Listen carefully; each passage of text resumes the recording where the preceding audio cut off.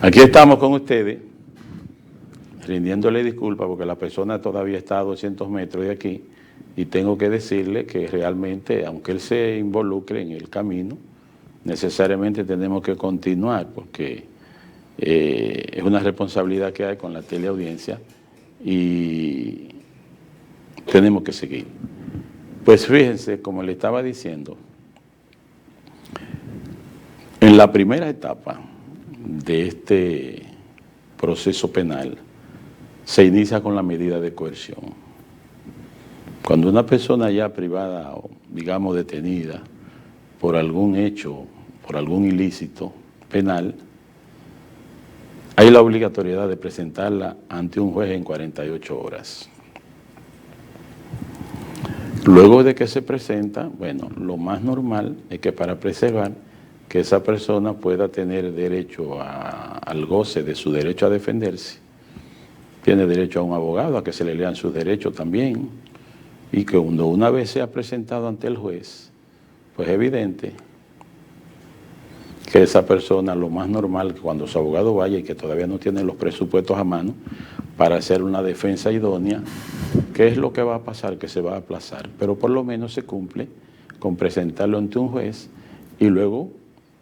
más temprano que tarde, se comenzará lo que le llaman la audiencia de medida de coerción. En esa medida de coerción, normalmente, de conformidad con el artículo 226 de nuestro Código Procesal Penal, se le van a imponer algunas medidas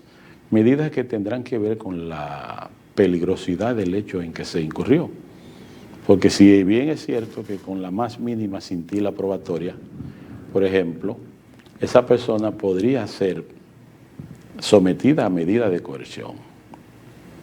Medida de coerción que normalmente, dependiendo de la gravedad del caso, como mandan los artículos 227, si hay peligrosidad de fuga, dependiendo de la gravedad del caso también, como bien puede ser una garantía económica bajo la modalidad de fianza, o como le llaman, de una prestación de una fianza, también puede ser económica, también se le puede imponer la prisión preventiva conforme a ese 226, numeral 7. Se le podrá también imponer impedimento de salida, entre otras medidas. Pero bien, si a esta persona ya le fue impuesta una medida que para nosotros entendemos que por regla general debe esa persona gozar de su libertad y que de manera excepcional la prisión, aunque no siempre se da así, por el hecho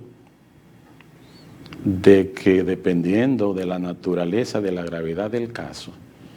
y para evitar que el conflicto sea mayor, normalmente le dictan prisión preventiva. Cuando se le dicta prisión preventiva, que de 100 casos, 90 contienen ese tipo de medida gravosa, a partir de ahí entonces se abre lo que es esa fase de investigación preparatoria inicial, así se llama. Y ahí, si resulta que es la prisión preventiva, pues el Ministerio Público tendrá un plazo de 3 meses para lo que es la formulación de algún acto conclusivo. Cuando decimos acto conclusivo, tiene que ser o la acusación o podría ser algún archivo provisional pendiente de que se convierta en definitivo o alguna que otra medida también, porque podría ser también que haya algún acuerdo para una especie de sometimiento a un caso abreviado, por ejemplo, o por algún principio de oportunidad, etc. Lo que le quiero dejar dicho es que esa persona podría estar siendo sometida a ese tipo de situaciones como medida inicial intermedia. Si resulta que los elementos de prueba son contundentes y da lugar a que el acto conclusivo sea una acusación, pues lo más normal es que eso entonces en una fase intermedia, y esta sería la segunda etapa, se vaya entonces a una audiencia preliminar. Audiencia preliminar que bien puede ser para determinar si podrá existir algún acto de alugar a que esa persona pueda ser sometida a un juicio de fondo. Pudiera ser un auto de no alugar también, para que esa persona pueda entender que no hay pruebas indiciarias suficientes, esa persona entonces pueda continuar gozando, si es que está libre, que si está privada de su libertad, lo más normal es que se revoque ese auto que le privó de libertad y que se dicte auto de no alugar, aunque en estos casos, cuando las personas están privadas de su libertad, mientras no hayan cumplido la duración máxima de lo que tiene que ver con esa prisión preventiva, lo más normal es que el Ministerio Público apele, y si apela, pues lo que sí puede pasar en el caso del auto de no alugar, porque cuando hay auto de apertura a juicio, se ha establecido que no es apelable, aunque hay una situación encontrada, porque hay quienes dicen que cuando se viola un derecho fundamental, pudiera ser,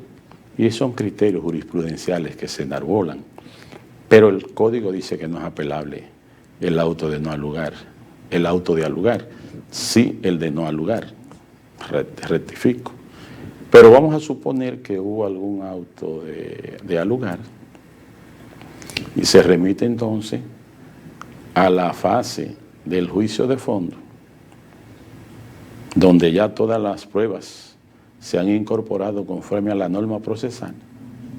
Pues lo más normal es que se advierta el 305, se envíe a juicio y en juicio se celebre lo que es la fase de fondo. Ahí en ese caso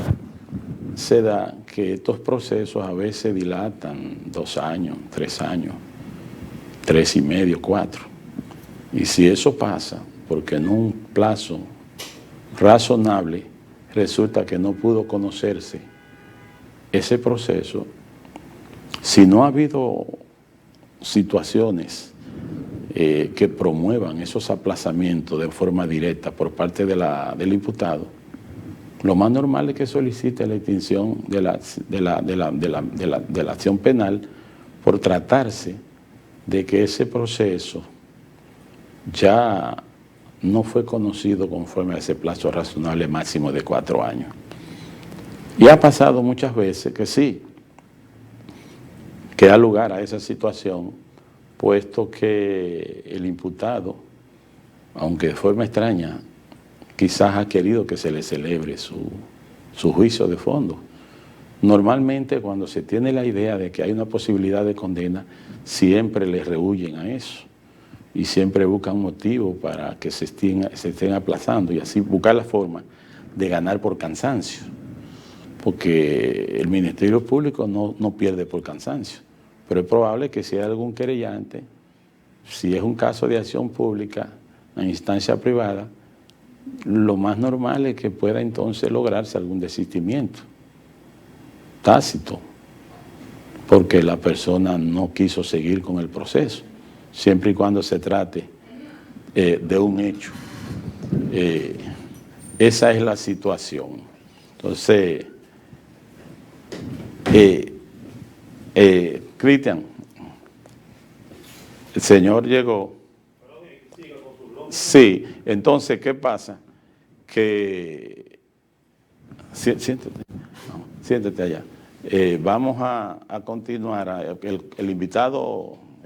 catedrático excelente acaba de entrar y para el segmento que continúa nosotros lo vamos a hacer pasar acá al C para que podamos hablar de esta parte que yo de manera superficial le estoy hablando de lo que tiene que ver con el proceso penal en la República Dominicana y estableciéndole, como le venía diciendo, que si estamos en la fase del juicio y se dan las condiciones, pues se conoce, y de no ser así, pues pudiera ser que con el tiempo, digamos del plazo máximo de 4 años, pudiera lograrse hasta la extinción de la acción penal, si es que existen causas suficientes y no sucede, como casi siempre sucede, que los procesados, que los imputados se la pasan dando motivo para que se puedan aplazar esas audiencias, y eso automáticamente le genera la no probabilidad de que no puedan lograr la extinción penal por esa vía, puesto que nadie puede prevalecerse de su propia falta. Ese es un punto interesante y estamos haciéndolo a título de ponderaciones mínimas, porque todavía no hemos entrado todavía a lo que sí vamos a entrar, como le estaba diciendo, porque tenemos que analizar desde un principio, desde el artículo 1 del Código Procesal Penal, analizando los principios, para pasar entonces con esta fase de las medidas de coerción y luego entonces la del juicio de fondo, para entonces pasar a la fase de la etapa recursiva y luego, ¿por qué no?, a la de la vía de la ejecución de la pena. Vamos a pasar entonces a hacer una pausa en este momento para que nuestro invitado pueda pasar y así nosotros